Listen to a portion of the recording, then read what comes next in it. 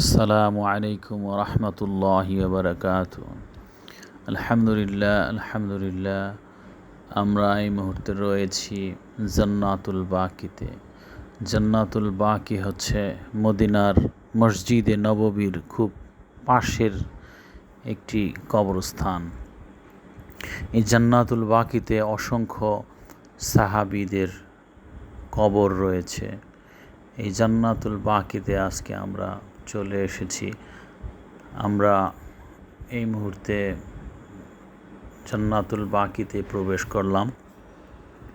জান্নাতুল বাকির যে জিয়ারা, এখানে অসংখ্য মুসলমান, এখানে অসংখ্য মুসল্লিরা ফজর নামাজ শেষ করেই চলে আসেন এই জান্নাতুল বাকিতে। দেখুন কি সুন্দর কবুতরগুলো দেখা যাচ্ছে। এই কবুতরগুলো মনে হচ্ছে যে এখানে জান্নাতের পাখি এগুলো। এই কবুতর মদিনার পথে প্রান্তরে অনেক জায়গায় দেখা যায়, কিন্তু এই জান্নাতুল বাকিতে ওরা যেভাবে ঘোরাঘুরি করছে দেখে মনে হচ্ছে যেন জান্নাতের কোনো পাখি ওরা। তো অসংখ্য মুসলিম, অসংখ্য মুসল্লিরা এই মুহূর্তে এই সাহাবীদের এই রওজা জিয়ারত করার জন্য এখন জান্নাতুল বাকিতে রয়েছেন। আমরাও ধীরে ধীরে হাঁটছি, দেখছি এবং এই জান্নাতুল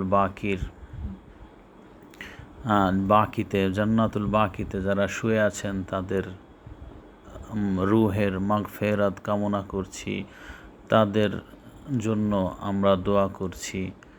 এবং সকলেই এখানে অসংখ্য, দেখুন দূরেও দেখা যাচ্ছে অসংখ্য মানুষ রয়েছে যারা এই সাহাবীদের কবরগুলো দু চোখে একবার দেখার জন্য এখানে চলে এসেছে এবং সকলেই এখানে তাদের কবরের পাশ দিয়ে হেঁটে যাচ্ছে আর সালাম পৌঁছে দিচ্ছে।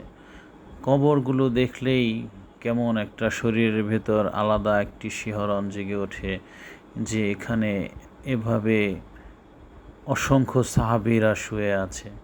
দেখুন তাদের কবরগুলোকে চিহ্নিত করা হয়েছে শুধুমাত্র একটি করে পাথর দিয়ে।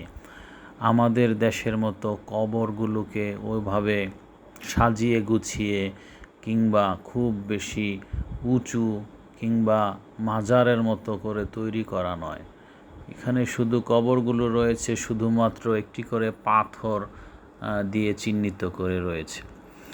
এই জান্নাতুল বাকির পাশেই আমরা আস্তে আস্তে যাচ্ছি। সেখানটাতে রয়েছে জান্নাতে মহিলাদের যিনি সর্দার হবেন হজরত ফাতেমা রাদিয়াল্লাহু তাআলা আনহার কবর, এবং তার খুব পাশেই রয়েছে ফাতেমা রাদিয়াল্লাহু আনহার আরও 3 বোনের কবর। তো আমরা ইনশাআল্লাহ আস্তে আস্তে সেদিকেই যাচ্ছি। এখানে যারাই আসেন